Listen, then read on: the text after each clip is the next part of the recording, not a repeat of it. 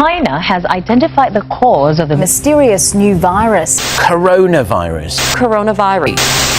I have today declared that the coronavirus presents a public health emergency in the United States.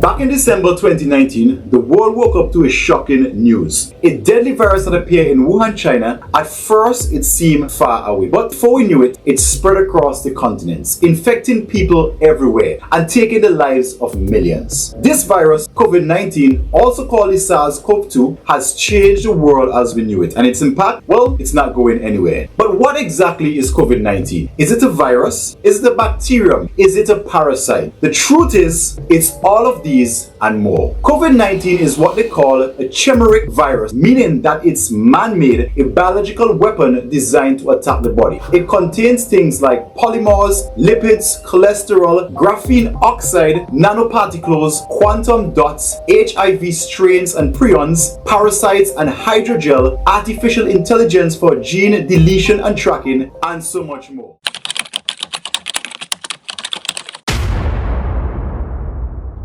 In 1965, when the use of coronaviruses was approved for biological weapons development and research. Both the United States and Britain decided that they were going to carry out simultaneous research on coronaviruses, only to discover that they could not harness a coronavirus well enough to make it into a biological weapon because it just kept mutating from one thing to another.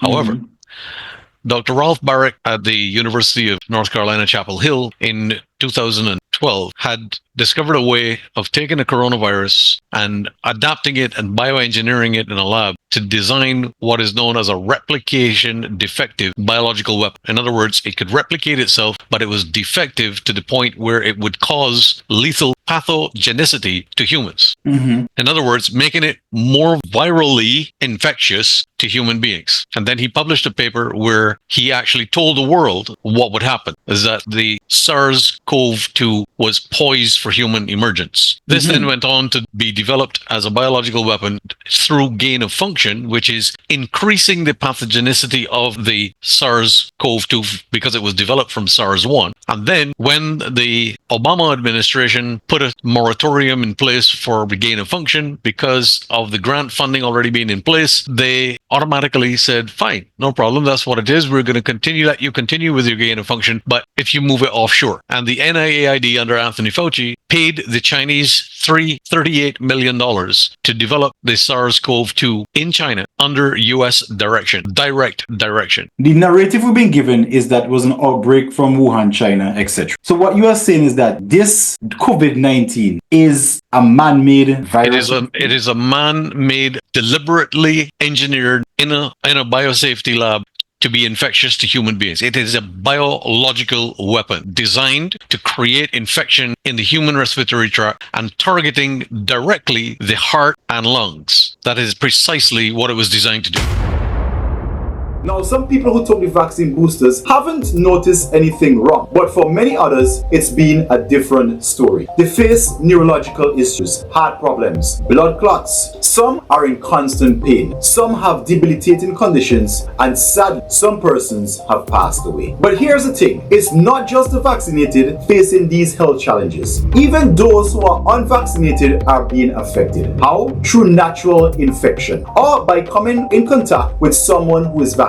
Many who got sick from COVID-19 or were exposed to the vaccinated individuals now suffer from long COVID and their symptoms just like the ones we see in vaccinated individuals. This is why it is critical that we take action to detox our bodies and fight back against this attack on our health. And the good news, there is a way, and in this video I will show you how you can actually remove heavy metals and graphene oxide, how to clear blood clots and even reduce inflammation, and how to ease chronic pain maintain and restore your health. Now here's the thing, if you've taken any of these shots, we strongly recommend that you do not take any more. Please, no more injections. Instead, let us take action now. Let us use God's natural remedies to cleanse our body and to restore our health. And as we do, let us pray for forgiveness and ask God to remove any harmful effects left behind. Your health is in your hands, and today we will take it back. Now remember this, your body is a temple of the Holy Ghost which is in you, which you have of God, and you are not your own, for you are bought with a price. Therefore glorify God in your body and spirit which are God.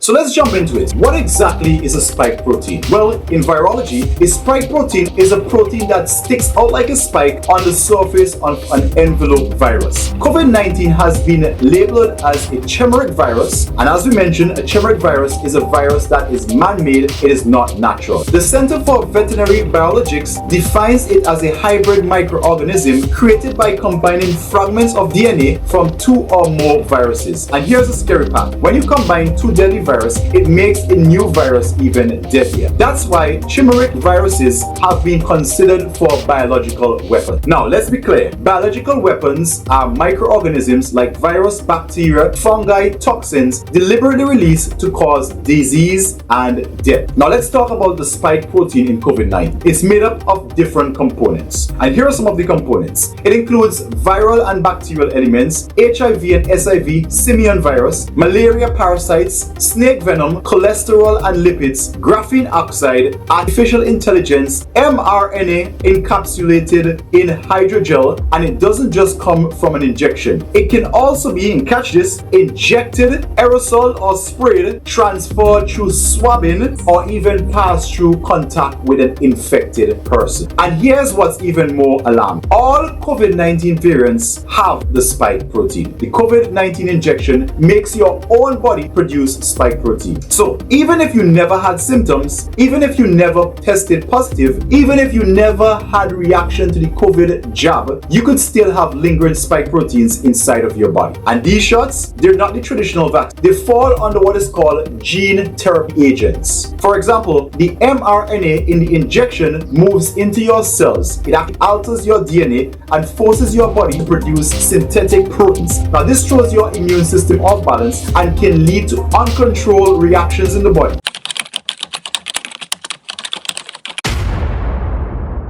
In 2014, the SARS-CoV-2 biological weapon injections were already manufactured in 2014. There were stocks of COVID-19 biological weapon injections in warehouses in the United States of America that numbered almost 3.6 billion doses in 2017. And the reason that we know this is that we have the data proving that personal protection equipment and vaccines were being shipped by the United States military transport aircraft to countries around the world in 2017.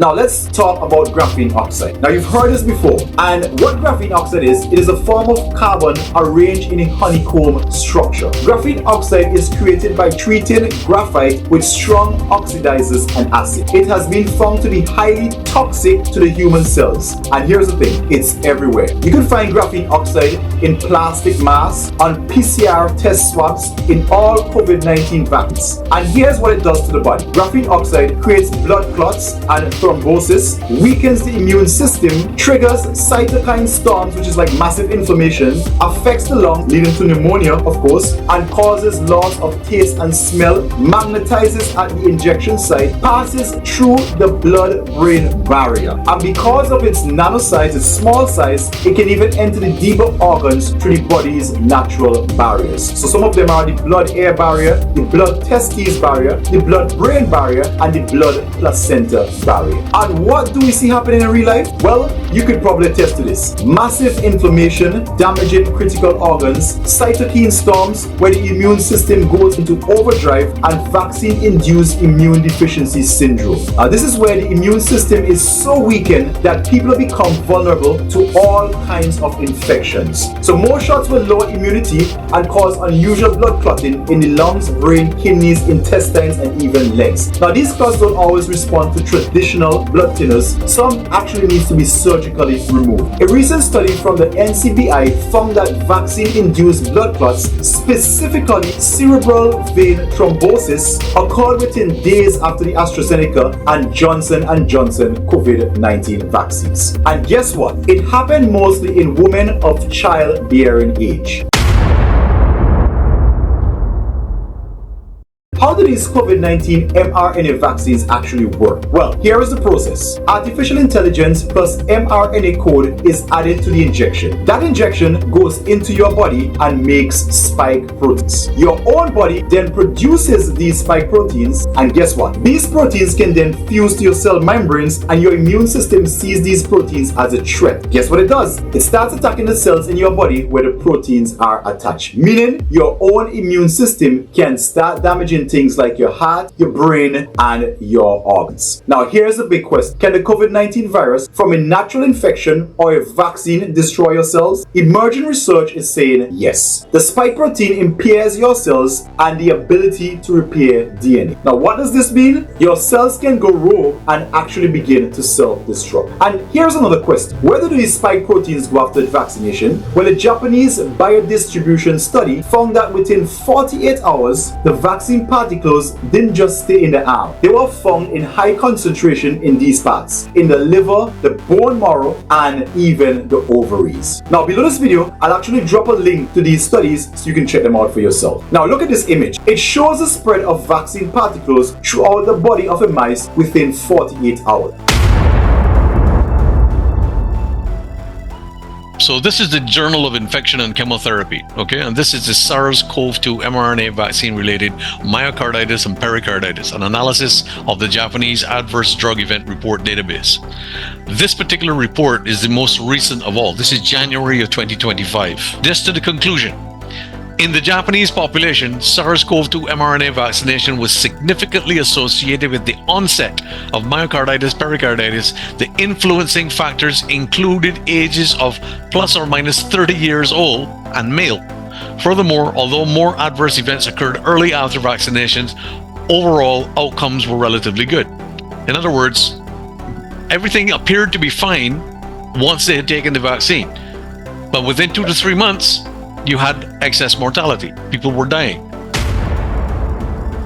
Now let's look at some of the vaccine adverse reactions, and let's talk about what actually happens after the shot. So the COVID-19 injections, including the Moderna, Pfizer, Johnson & Johnson, AstraZeneca, Sinopharm, and others, can cause the following side effects: pain, tenderness, redness, and swelling at the injection site, fatigue, headaches, muscle pain, chills, nausea, vomiting, diarrhea, fever, tremors, weakness, fainting, chest pain, convulsions, or collapse. But here's when you need to seek medical attention. If you experience any combination of the following: shortness of breath, chest pain, leg swelling, abdominal pain, tiny blood spots under your skin, this could mean you're having a severe allergic reaction. And some reactions can actually be life-threatening. Now, if that happens, go to the hospital immediately. Now, back to the spike protein. So the spike protein stays in the body for months. And here's another shocking discovery. At the International COVID Summit in Rome 2021, top virologist Dr. Bruce Patterson shared that 15 months after the infection, spike protein segments was still recoverable from human cells, meaning that the body keeps trying to clear out these spike proteins for over a year. No wonder so many people struggle with long COVID. And here's a big question: could the spike protein continue circulating in the body indefinitely? Well, more evidence suggests that as time goes by, the spike protein can be found in the blood, and check this, of vaccinated individuals, people who were in close contact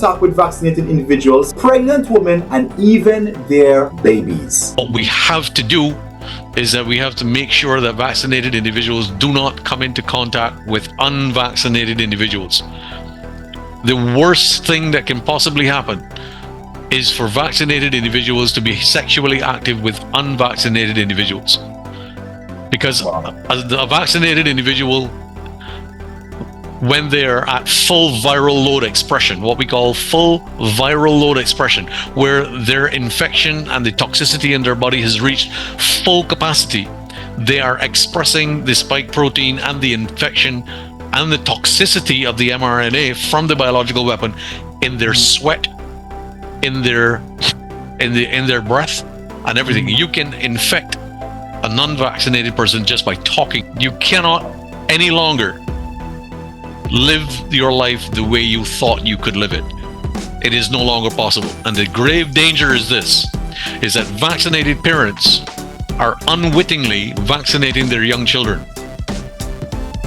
And those young children will experience RNA transcription, so that when they themselves come to the age of wanting to have children, they're already impotent or sterile.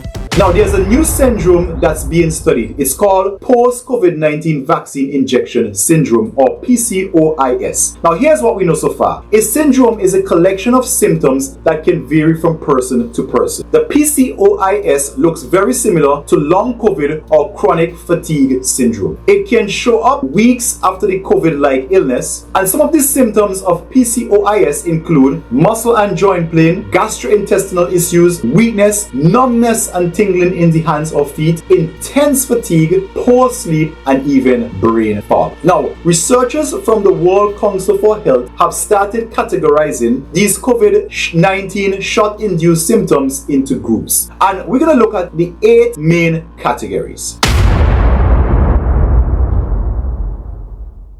Now, category 1, myocarditis or heart inflammation. Now, the COVID-19 infection causes a mild heart inflammation, but the COVID-19 shot causes a severe heart inflammation. EKG readings, much higher. Troponin levels, much higher. Lipid nanoparticles from the vaccine go directly to the heart. The heart then expresses spike protein, and then the immune system, as we mentioned, attacks the heart. Now, in category number 2, let's look at some of the neurological complications. These affect both vaccinated individuals and long COVID sufferers. Now, symptoms include GB syndrome, Bell's palsy, seizures, persistent headache, and even blood clots in the brain. And here's something that's even scary. Evidence shows that the SARS-CoV-2 can cross the blood-brain barrier, and it can cause delayed nervous system damage. Now, what does that mean? The immune system attacks the protective myelin sheath around the nerves. This would lead to nerve damage and inflammation, and causes serious symptoms like vision loss, muscle weakness and spasms, loss of coordination, numbness and tingling, walking problems, bladder and bowel dysfunction. Now, let's look at category number 3, immune system complications. Now, the COVID-19 shot can suppress the immune system, lowers lymphocytes count, weakens the white blood cells, reduces IgG, IgA, ANA levels, which are like immune markers, reactivates dormant viruses, Epstein-Barr virus, shingles, and even herpes.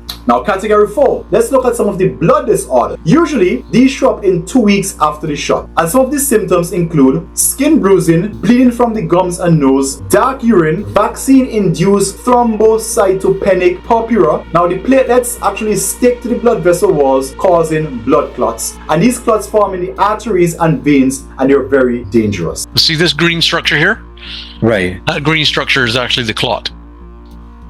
Oh. That's growing inside the body. And then over here as well, you can see it growing in the artery. Okay? Wow. That's what's causing, that's what the morticians are pulling out of people. That's what's causing the blood clots, the hearts, just the strokes and the heart attacks and the brain aneurysms and everything. Right. Okay? And Wow. in association with the spike protein, you have massive inflammation along with it. So when you have inflammation in the body because the spike protein is replicating using the actual cells of the body to replicate, then you have a recipe for massive infection in the body, and the fibrinogen just explodes throughout the body, growing almost like a vine in the arteries. Now, category number 5, some vascular complications. Now, symptoms affect blood circulation and vessels, and these will show up in things like stroke, blood clots, pulmonary embolism, which is a blockage in the lung. And here's how it happened. The SARS-CoV spike protein binds to the ACE2 receptor on the platelets. Now, this in turn overstimulates the blood clotting system, leading to a low platelet count and hemorrhaging, which is like uncontrolled bleeding. Now, let's look at category number 6, and these are the reproductive health issues. issues. Now, these affect both pregnancy and reproductive organs, and they can include things like miscarriages, pregnancy complications, heavy periods or post-menopausal bleeding, and even infertility. Category number 7, cancer complications. Now, the shots weaken the immune system, and they can also cause damaged DNA, which increases the risk of cancer. Post-shot cancers reported include breast cancer, lymphoma, leukemia, and even brain cancer. This is the 8th of September. This is when he was first diagnosed. You can see the black cancer in the body. And then this is the 22nd of September when he took the vaccine, and this is the 30th of September. Between the 22nd and the 30th, look at the amount of cancer in the body. Wow. Wow. That was a scan that was given to me by a surgeon in the United States of America. And he sent that to me and said, Fred, take a look at this. This is going to absolutely shock you to the core. Category number 8, congenital complications. Now, these are birth defects and abnormalities in newborns. Some babies are born with bleeding or clotting disorders, and others have deformities. This is the FDA lab uncovers excess DNA contamination in the COVID-19 vaccines. This was what is causing and promoting the high death rate in the mRNA vaccines because of contaminated DNA. Exceeding regulatory safety limits by 6 to 470 times. Wow. That's your smoking gun right there. Now, vaccine shedding, is it real? A vaccinated individual, just by exhaling, can vaccinate an unvaccinated individual. We have run hundreds of vaccine antibody tests on the unvaccinated, and they are coming up positive. So if a positive is 0.8, we are seeing some unvaccinated 5,000 plus. So virus-based gene therapy, VGBT products, so that is the mRNA vaccines, because they are a gene therapy, cause shedding through one or all of the following: airborne from breathing in air from vax to unvax, sexual transmission, feces, urine, saliva, nasal fluids, skin, so open pustules, sores, wounds, and fetal transmission, so from mother to baby. So on Pfizer's and the FDA documents, shedding is very real.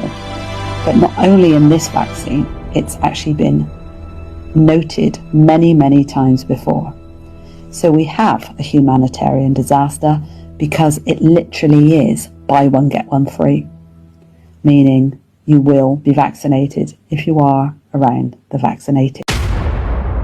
What is vaccine shedding? It is when a person who receives a live virus vaccine releases viral particles from their body. Now, how does this happen? It happens through saliva, it happens through tiny droplets in the air, through sweat, and even through feces, meaning that people nearby can be exposed, and some may develop symptoms. How long can shedding last? Well, the studies show that shedding can last and continue for 3 months or more after an infection or injection. In some immune-compromised individuals, it has been detected for 87 plus days. One case study even showed 97 days of symptoms. So what does all this mean? It means that the spike protein is lingering in the body. It means that the effects are not just immediate but long-term, and we need to take steps to detox, protect, and restore our health. But here is the good news. There are solutions, and I'm going to show you exactly what to do.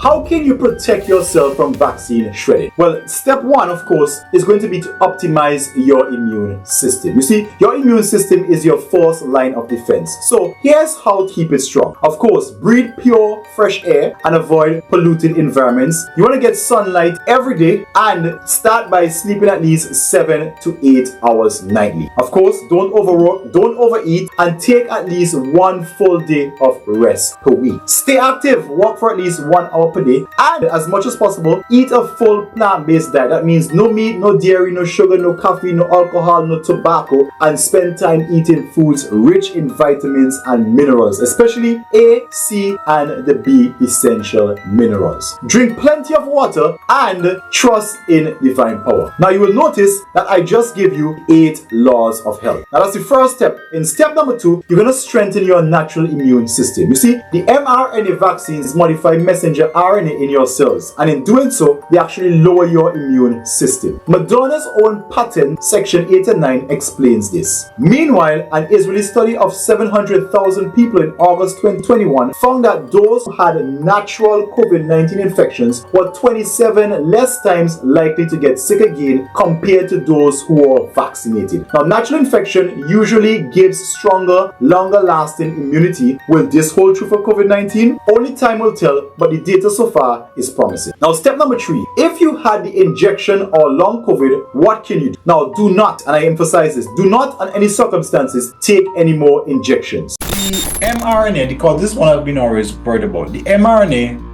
attacks the DNA. That's right? correct. Triggers the DNA.